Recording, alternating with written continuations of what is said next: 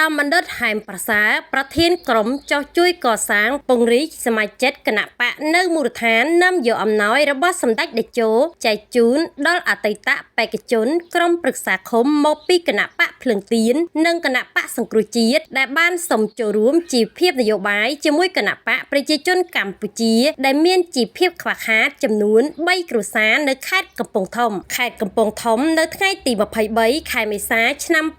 2025អាដាមបណ្ឌិតហែមប្រសាប្រធានក្រុមចោះជួយកសាងពង្រីកសមាជិកគណៈបកនៅមូលដ្ឋានខេត្តកំពង់ធំខេត្តសៀមរាបខេត្តបន្ទាយមានជ័យខេត្តបាត់ដំបងខេត្តកំពង់ស្ពឺខេត្តតាកែវខេត្តត្បូងឃ្មុំខេត្តកំពង់ចាមខេត្តកណ្ដាលខេត្តព្រះសីហនុខេត្តកំពង់ឆ្នាំងខេត្តស្វាយរៀង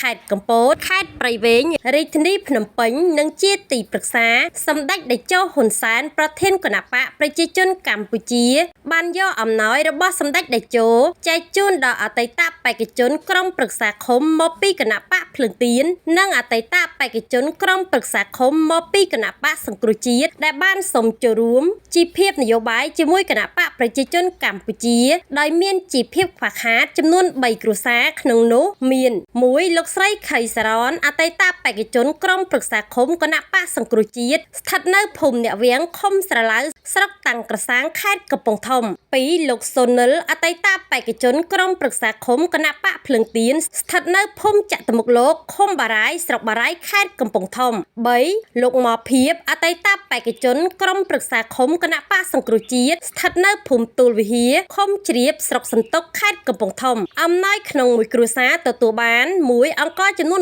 25គីឡូក្រាមមី1កែសទឹកត្រី1យួរទឹកស្អៀវ1យួរត្រីខ10កំប៉ុងភួយ1ថវិកាចំនួន50000រៀលនិងមានការចូលរួមពីអាជ្ញាធរភូមិឃុំផងដែរ